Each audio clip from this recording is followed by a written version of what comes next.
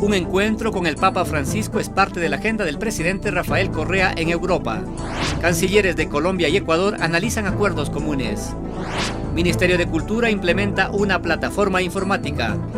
El submarino ecuatoriano Chiris en proceso de modernización. Cientos de familias lojanas con casa propia gracias al aporte del Ministerio de la Vivienda. La inmediatez y la veracidad se juntan. Si usted quiere estar al tanto del quehacer noticioso,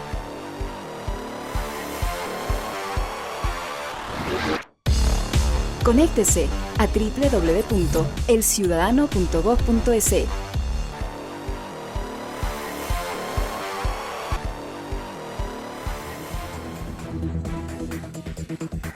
Amigas y amigos del Ecuador y el mundo, bienvenidos a su noticiero El Ciudadano al Día, a través del cual conocerán cómo avanza la patria.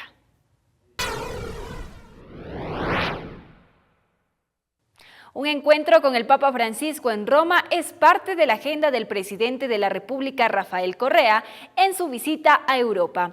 Alemania será la primera parada del mandatario y una delegación de ministros, funcionarios y empresarios. En este país se reunirá con la primera ministra Angela Merkel y dará una charla en la 13ª Conferencia de la Economía Alemana para América Latina. Correa también visitará España y República Dominicana, donde se realizará la Feria Internacional del Libro, en la que participa Ecuador. El asambleísta de Pachacutic, Cleber Jiménez, pretende esquivar su responsabilidad ante la justicia ecuatoriana dentro de la querella penal que le sigue el ciudadano Rafael Correa Delgado por calumnia maliciosa y temeraria. Los acusados ante la Corte Nacional de Justicia por calumnias contra el ciudadano Rafael Correa han evitado durante todo el proceso concretar la audiencia final del juicio. Se trata del asambleísta Cleber Jiménez y los activistas Fernando Villavicencio y Carlos Figueroa. Ochoa, abogado defensor de Rafael Correa, criticó también la actitud de los acusados, quienes simplemente no concurrieron a la diligencia y luego argumentaron que no pudieron ingresar. De tal manera que el cuento de la inmunidad aquí, por favor, les ruego que no lo aceptemos, porque es otro artificio para tratar de justificar lo injustificable. Ochoa recordó que el Código Procesal establece que cuando la Fiscalía no encuentre méritos para continuar con la investigación, desecha la denuncia. El juez de lo penal tiene la obligación de clasificar si esa denuncia fue maliciosa o temeraria, y esto es lo que ha dictaminado. Cuestionó la supuesta inmunidad parlamentaria aducida por Jiménez para no ser acusado del delito de injurias. Se expresa la malicia y la perversidad con la que se actúa por odio al señor presidente de la República, por el afán de figuración política. Recalcó que todos los argumentos de los acusados serán refutados por la defensa del ciudadano Rafael Correa. Jiménez, Villavicencio y Figueroa acusaron a Rafael Correa de haberse autosecuestrado y haber simulado su rescate el 30 de septiembre de 2010, día en que se intentó consolidar un golpe de Estado en el país. Rolando Ortega, El Ciudadano al Día. La Universidad de Guayaquil respetará la gratuidad de la enseñanza conforme lo determina la ley y devolverá valores cobrados indebidamente a los estudiantes. El Consejo de Educación Superior CES, presidido por René Ramírez, sancionó a la universidad con el pago de $95.400 como multa por realizar cobros injustificados. Según Ramírez, la Universidad de Guayaquil violó el derecho a la gratuidad de la educación superior. El Ministerio de Cultura implementa una plataforma informática que servirá para contar con una base de datos del número de actores y gestores culturales. Este sistema de información cultural facilitará los procesos de participación en convocatorias de fondos concursables, auspicios y festivales, entre otras acciones. Precisamente el sistema de información que hoy presentamos busca acrecentar el conocimiento sobre la diversidad cultural de nuestro país y su patrimonio cultural, facilitar los procesos de participación en los programas de incentivos del Ministerio de Cultura y ofertar un directorio de actores vinculados al quehacer cultural a través de 5 subsistemas. Más buenas noticias. En el 2012, Ecuador exportó quinoa por un valor de $2.500.000. La provincia de Chimborazo aporta con el 66% de la producción nacional.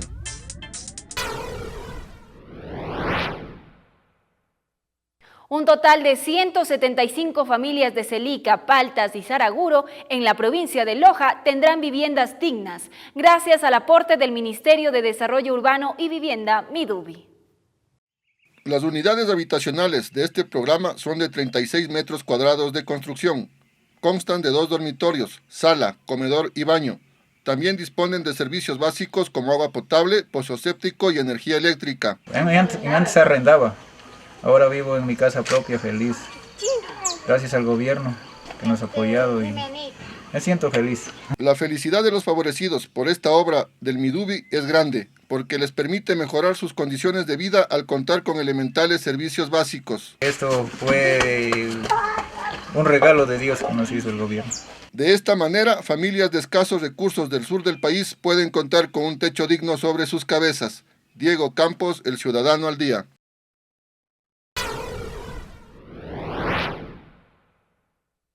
La exministra de Educación, Gloria Vidal, presentó los logros alcanzados durante su gestión.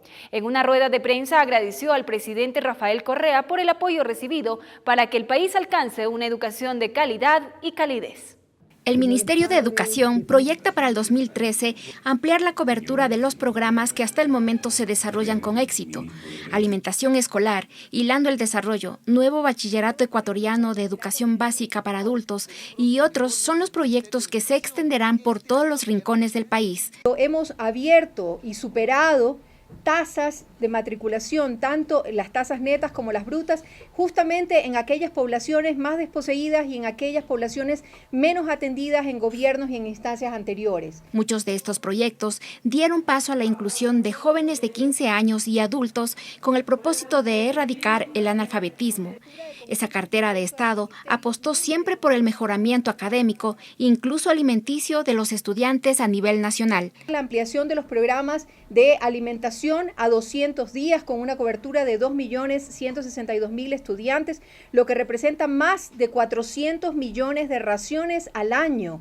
La infraestructura fue otro de los factores más importantes que se evidenció en los centros educativos de la costa, sierra y Amazonía, escuelas y colegios que se remodelaron para la comodidad de miles de escolares. Miriam Ayala, El Ciudadano al Día. Muchísimas gracias a todos ustedes. El Ministerio de Turismo aprovechó el último encuentro de la Unión Interparlamentaria para presentar ante los delegados las bondades turísticas que tiene nuestro país.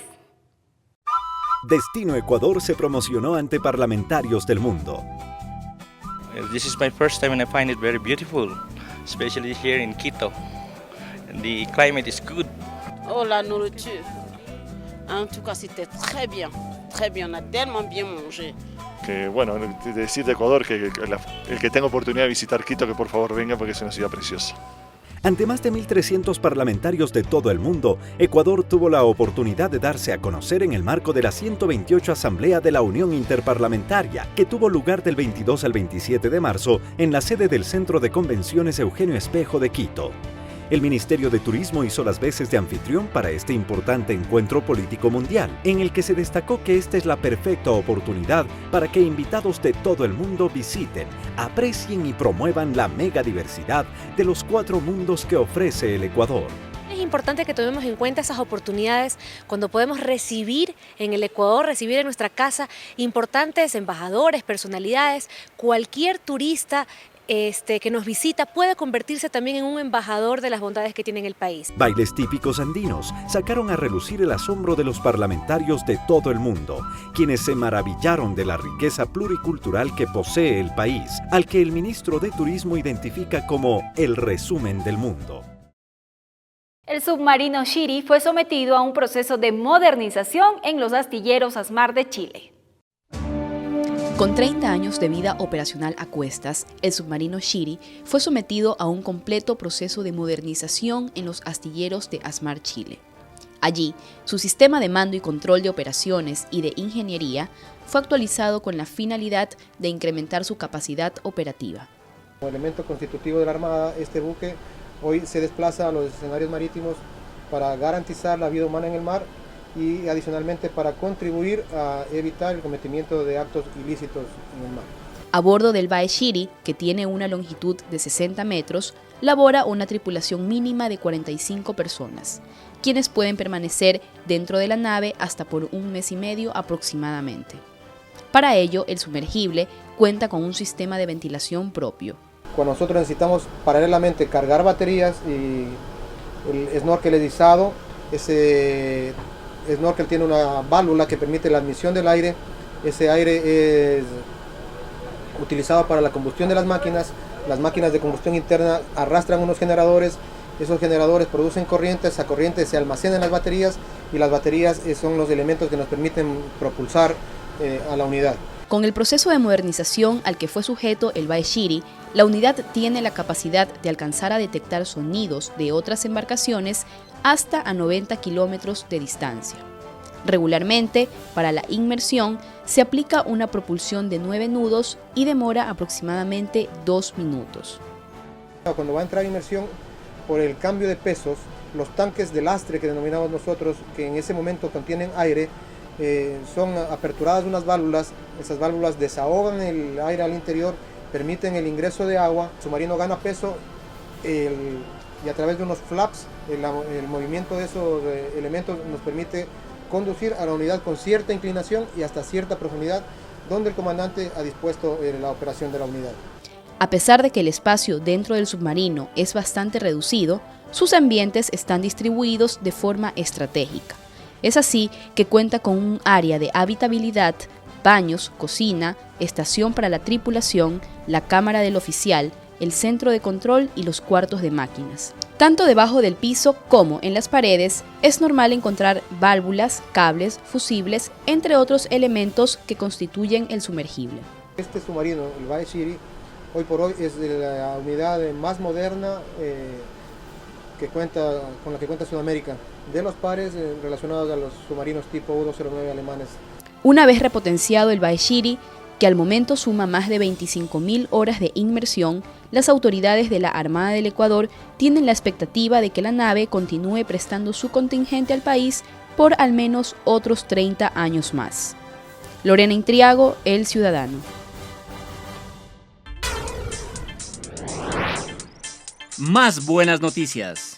Los arribos de visitantes extranjeros a Ecuador durante marzo crecieron en 16.9%, lo que muestra una evolución positiva en comparación con marzo de 2012.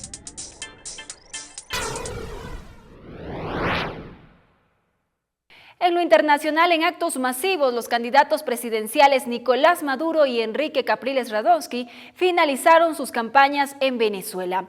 Mientras tanto, en Chile, miles de maestros y estudiantes protagonizaron marchas en varias ciudades del país. Los detalles de estas y otras informaciones en el siguiente resumen internacional. Falta poco para las elecciones presidenciales en Venezuela. Los principales candidatos, Nicolás Maduro y Enrique Capriles, finalizaron sus campañas con masivos actos. Maduro aseguró que lo que se vive en ese país es una democracia movilizada, fortalecida, nueva, popular y socialista, herencia de Hugo Chávez. Capriles finalizó su campaña en Estado Lara. En Chile, miles de personas se movilizaron en la marcha de estudiantes y maestros en varias ciudades del país. Esta vez, los manifestantes exigieron una educación pública, gratuita y de calidad. El gobierno de China instó a la calma en la península coreana, tras la reciente escalada de tensión en esa región. En Estados Unidos, miles de personas llegaron hasta el Capitolio de Washington para exigir un acelere en las discusiones del Congreso sobre una reforma migratoria. Evelyn Rodríguez, El Ciudadano al Día. De esta manera concluye el informativo El Ciudadano al Día. Como de costumbre, les dejamos con el entrevistado de hoy. En esta ocasión se trata de Pavel Muñoz, subsecretario general de Democratización del Estado. De mi parte, los espero en la próxima emisión. Hasta pronto. Estimadas amigas y amigos televidentes, bienvenidos al Ciudadano TV. En este espacio de diálogo abierto nos encontramos con el doctor Pavel Muñoz, subsecretario general de Democratización del Estado de la Secretaría Nacional de Planificación y Desarrollo, con quien dialogaremos sobre la reestructuración de la función ejecutiva y de otras instituciones del Estado para el periodo presidencial 2013-2017. Subsecretario, bienvenido a Ciudadano TV. Daniel, un gusto recibirte aquí en las Empleadas. Doctor, ¿podríamos hablar un poco sobre cuál ha sido la metodología utilizada por las Empleadas para hacer realidad estas 50 transformaciones solicitadas por el presidente de la República? Me gustaría contextualizar este anuncio del presidente de que para el inicio del próximo periodo tendremos un conjunto de ajustes institucionales. Tiene que ver fundamentalmente con el hecho de que el gobierno de la Revolución Ciudadana, desde el año 2007, consolidó un proceso de transformación estatal como nunca había existido en el país. nosotros habíamos venido de un modelo que no solo se pensaba en términos económicos como el libre funcionamiento del mercado, sino que también se había planteado que el Estado no debía intervenir, que el Estado debía quedarse con sus capacidades reducidas, que no podía planificar, que no podía hacer regulación y control. Nosotros desde el 2007 cambiamos esa realidad, hemos ido consolidando un Estado democrático, consolidando la autonomía del Estado, la autoridad pública del Estado, y a puertas de iniciar un nuevo periodo de gobierno, la Semplades ha hecho una valoración de cómo ha funcionado esta institucionalidad, los cambios que nosotros hemos hecho, y producto de esa evaluación es que estamos haciendo, o el presidente considerará, un conjunto de ajustes institucionales, como mencionó. Estos ajustes institucionales, ¿quién nomás está inmerso en los diálogos? ¿El presidente de la República, las Semplades, la Secretaría de la Administración Pública, los consejos sectoriales? ¿Quiénes nomás se encuentran en este diálogo democrático? En realidad todo el Ejecutivo, todo el gabinete, pero desde distintas etapas. En un primer lugar, las Semplades, como te digo, hizo esta evaluación. Lo que nosotros hemos encontrado es que la transformación que hicimos ha sido fundamental. Ejes de eso es haber recuperado autonomía del Estado. Hemos descorporativizado el Estado. Antes, por ponerte un ejemplo, los sujetos regulados eran parte del cuerpo regulador, de donde se emitían las regulaciones. Por ponerte otro ejemplo, teníamos antes una dispersión de institucionalidad increíble. A una misma cosa la llamábamos instituto, la llamábamos consejo, la llamábamos secretaría, no había una racionalidad. Nosotros hicimos un glosario de términos para que las funciones que cumple el Ejecutivo todos tengan una, digamos, institucionalidad clara. Hemos hecho una reforma territorial como nunca antes, ¿no? El tema de la creación de zonas, de distritos, de circuitos, acelerar la desconcentración y la descentralización como se ha venido haciendo es importante, y una revolución normativa liderada por Montecristi y un conjunto de leyes fundamentales que se han consagrado. La evaluación de eso en un primer momento se ha revisado con el presidente, con el secretario de Administración Pública, después de que el presidente planteara sus observaciones, críticas, comentarios y diera su aval sobre algunos otros elementos. En cambio pasamos a conversar esto con los consejos sectoriales, con los distintos ministerios, y seguramente al inicio del próximo periodo el propio gabinete participará interiorizando todos estos cambios y haciéndolos efectivos. Hablemos un poco más sobre este glosario de términos que ha desarrollado las Semplades, no solamente en el tema de glosario, sino la reestructuración en sí, para que los ciudadanos conozcan un poco más a fondo sobre el trabajo técnico. Cuando nosotros en el 2007 asumimos el gobierno, nos encontramos con digamos, un caos administrativo, un caos institucional. Nosotros cerramos cerca de 56 instituciones que tenían o duplicaban funciones o habían sido creadas por el gobierno de turno a partir de, digamos, préstamos de organismos internacionales, o teníamos, como te digo, esta duplicidad, ¿no? En el caso de telecomunicaciones teníamos el CONARTEL, el CONATEL, el CENETEL, y todos de alguna u otra manera cumpliendo tareas similares. El Ejecutivo hoy se administra, digamos, sobre algunos ejes fundamentales. El primero, evidentemente, el liderazgo del presidente y el vicepresidente de la República.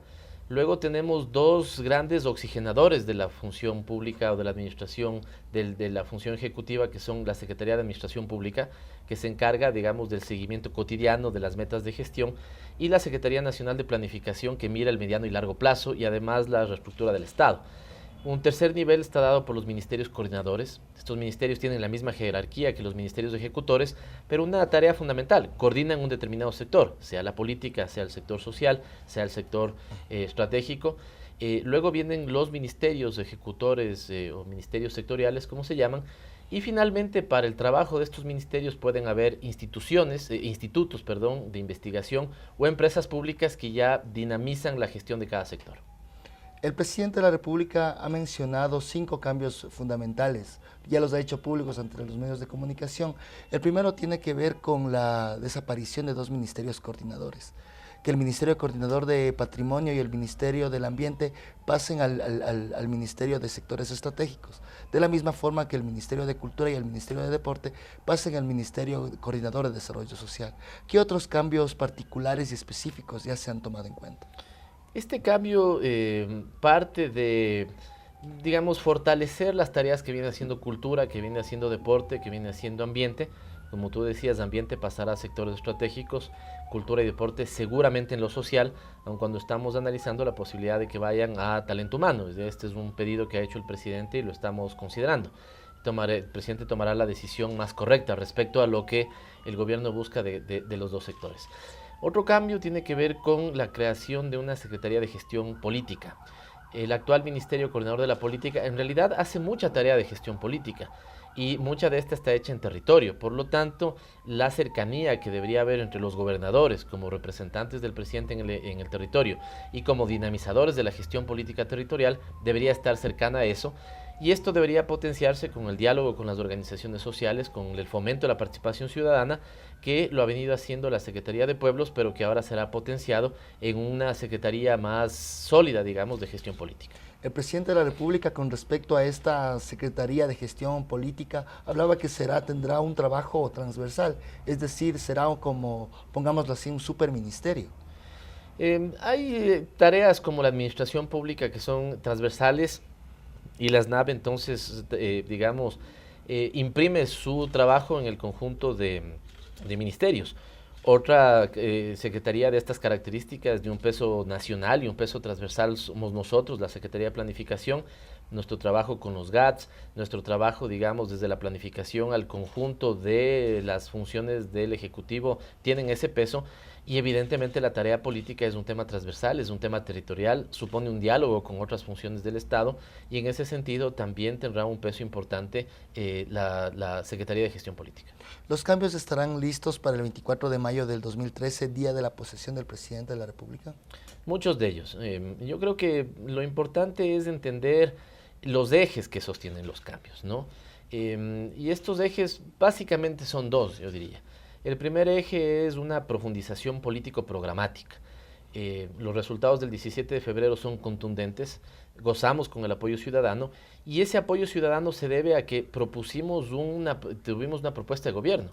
Nuestro plan de gobierno, nuestro programa de gobierno hace énfasis en temas como cambiar la matriz productiva, como una revolución urbana, como una revolución cultural, como erradicar la pobreza, como dar una importancia fundamental al tema de desarrollo infantil integral.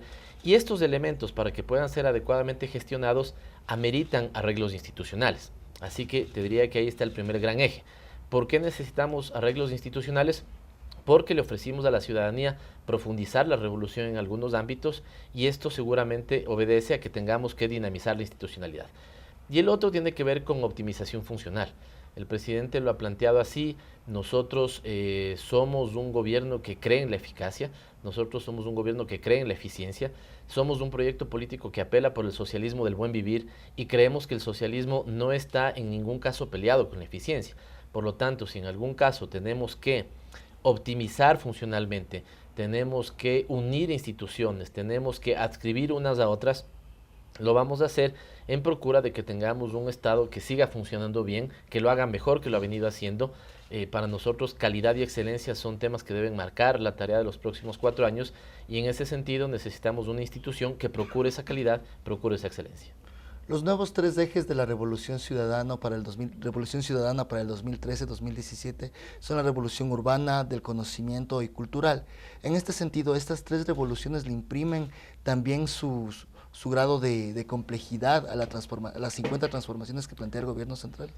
Evidentemente, más que imprimirle, digamos, complejidad, le van a dar más peso, digamos, a nuestra tarea política y la tarea de transformar el país. Pensemos en la revolución urbana, para poner un ejemplo.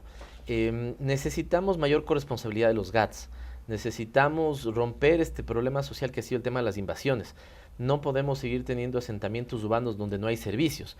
El tema de que un asentamiento se dé en una zona que no hay servicios no solamente es un problema urbano, detrás hay un problema de salud, detrás hay un problema de salubridad. Los niños que viven ahí no van a tener agua potable, la forma de desechos, ¿no es cierto?, se va a manejar de manera caótica, va a ser una población que seguramente va a generar condiciones de pobreza. Para eso necesitamos mayor corresponsabilidad de los gobiernos autónomos, mayor control de que esto no se dé y, por ejemplo, en ese sentido, la revolución urbana va a suponer la creación de una superintendencia de ordenamiento territorial. Entonces, ahí tienes algunos elementos, ¿no? Cultura, que es otra revolución, supondrá un fomento más fuerte de las artes visuales, del cine, de la parte gráfica. Esto podrá suponer la creación de un instituto de cine, sí o no, el fortalecimiento del Ministerio de Cultura. Estos son, de alguna otra manera, los cambios institucionales que supone un proceso que busca radicalizarse. Durante la realización del enlace ciudadano 316, el presidente de la República fue algo claro, dijo que los cambios no solamente se darán a nivel de la función ejecutiva, sino que están planeados también la realización de cambios en el accionar de las superintendencias de control. En ese sentido, ¿existe algún proyecto de ley que vaya a normar el trabajo de la función de transparencia? Sí, estamos pensando que podría haber algunos proyectos en este sentido. Un antecedente para el tema que tú señalas que es importante. El presidente también reconoció el trabajo, y esto nos alegra mucho, de las EMPLADES respecto a una nueva categorización, clasificación de bienes que nosotros hemos hecho. Si uno piensa en la economía convencional, la clasificación de bienes públicos que hacía es insuficiente, porque no toma elementos de derechos, no toma en consideración los pactos sociales que hace cada sociedad. Cuando nosotros, nuestro gran pacto de Montecristi, lo aprobamos, planteamos que hay un conjunto de bienes ligados con el régimen del buen vivir, para nosotros esos son bienes superiores, hay un conjunto de bienes fundamentales para el desarrollo del país, que son bienes estratégicos, y hay otros bienes de mercado, sobre los cuales las funciones del Estado son más regular y controlar, pero en los otros seguramente es la garantía, la provisión, en los otros es el fomento, el estímulo, el incentivo, y un tema fundamental, ya cayendo en lo que tú preguntas, tiene que ver con la regulación y el control. Hemos avanzado mucho respecto a rectoría, mucho respecto a planificación, pero en realidad los estados latinoamericanos utilizan poco la herramienta de la regulación y la herramienta del control. Por eso nosotros vamos en algunos casos, como en telecomunicaciones o en el sector eléctrico, fortalecer las agencias de regulación y control, pero en otros casos, como desarrollo urbano o como ambiente, vamos a tener una superintendencia que pueda controlar que esos bienes superiores se estén dotando adecuadamente, ya sea que los proveedores puedan ser o públicos o privados. No nos olvidemos que las superintendencias son organismos técnicos de control, pertenecen a la función de transparencia y control social, y en ese sentido les compete controlar, por ejemplo, que los servicios públicos estén bien dotados, bien dados, bien prestados, independientemente de si el prestador es del sector público o el sector privado. Así que ahí están los cambios. Y tú preguntabas leyes. La Constitución establece que cuando se crea una superintendencia se lo tiene que hacer solamente por ley. Por lo tanto, el Código de Ordenamiento Territorial, el Código Ambiental, una eventual ley sobre servicios públicos deberán crear esas superintendencias. Legislación para todos los ecuatorianos, tomando en cuenta que ahora el gobierno nacional cuenta con las 2/3 partes de la Asamblea Nacional gracias al voto popular. Nosotros hemos, como te decía, tuvimos un buen candidato, eso permitió ganar, pero también un programa de gobierno. Y nosotros lo que vemos es que le propusimos a la ciudadanía 10 revoluciones, 35 propuestas programáticas, y de esto seguramente el primer barrido que hemos hecho con los compañeros que serán posesionados como asambleístas es que al menos avisoramos unos 45 leyes que deberán ser hechas en el próximo periodo legislativo, y ese es nuestro compromiso con el país. 45 leyes, y se tomará en cuenta en cuanto a estas leyes orgánicas el cambio de la matriz productiva, la soberanía energética y el fomento de la ciencia y tecnología. En ese sentido, ¿tendrá mayores atribuciones o fortalezas el ministerios, por ejemplo, el Ministerio de Coordinadores de Sectores Estratégicos, Ministerio de Recursos Naturales No Renovables y la Secretaría Nacional de Ciencia y Tecnología? Todos los ministerios son importantes, pero evidentemente habrá un énfasis en estos, dado lo que tú señalas. Necesitamos avanzar hacia una economía y hacia un sistema que se fundamente no en bienes, digamos, que con el tiempo van a terminar, ¿no es cierto? Bienes finitos. Necesitamos ir a una economía basada en bienes infinitos. Y esa es, como lo ha planteado el presidente, la economía del pensamiento, la economía de las ideas, la economía del conocimiento. Por eso haremos una ley que fomente la economía del conocimiento, la sociedad del conocimiento. Ahí la centralidad y el peso y la fuerza que viene teniendo la Secretaría de Ciencia y Tecnología. La matriz productiva, hay que pasar del dicho al hecho. Estos 4 años van a ser mucha atención del fomento claro a los sectores productivos, buscando el cambio de la estructura económica. No podemos seguir siendo, ya hemos dado pasos en ese sentido, pero debemos romper un problema estructural de la economía ecuatoriana. No podemos depender de la exportación de nuestras materias primas. Debemos tener una economía de alto valor agregado. Para eso debemos fomentar grandes industrias como la industria petroquímica, como la metalurgia. Así que el énfasis político de estos temas es fundamental, y por eso el presidente ha tomado la decisión de encargarle esa tarea al próximo vicepresidente de la República. Doctor Muñoz, ¿algo más que se nos quede con respecto a la reestructuración del Estado que usted nos pueda comentar? Yo diría que esta es una reestructura, yo no sé si llamarle reestructura, yo llamaría profundización o consolidación de la transformación de un Estado democrático del buen vivir. El Estado no se diseña en sí mismo, el Estado no es una entelequia, ¿no es cierto?, que se autodefine. El Estado responde al modelo de desarrollo que la sociedad marca para sí. Cuando nosotros planteamos el socialismo del buen vivir y apelamos a que ese sea el modelo y en Montecristi aprobamos a consolidar el régimen del buen vivir, la pregunta es ¿qué Estado necesitamos para cumplir ese régimen de buen vivir? Hemos dado pasos gigantescos, esta ha sido una revolución silenciosa, tal vez la ciudadanía no conoce mucho de eso, pero el Ecuador por primera vez ha sido demandado de cooperación. Varios países, alrededor de unos 6-7 países, han pedido colaboración al Ecuador, particularmente a las EMPLADES, para que dialogue y ponga en conocimiento nuestra experiencia de transformación del Estado. Así que nosotros, la transformación del Estado, la consolidación del Estado democrático del buen vivir, tiene que ver con la profundización del socialismo del buen vivir que hemos planteado. Es una, digamos, son ajustes institucionales con orientación política, ¿no es cierto?, que buscan alcanzar el modelo de desarrollo que nos hemos planteado, pero teniendo una cultura de calidad, una cultura de excelencia. Ese es el propósito que buscamos. Doctor Muñoz, muchísimas gracias por esta entrevista para El Ciudadano TV. A ustedes y un saludo a la ciudadanía.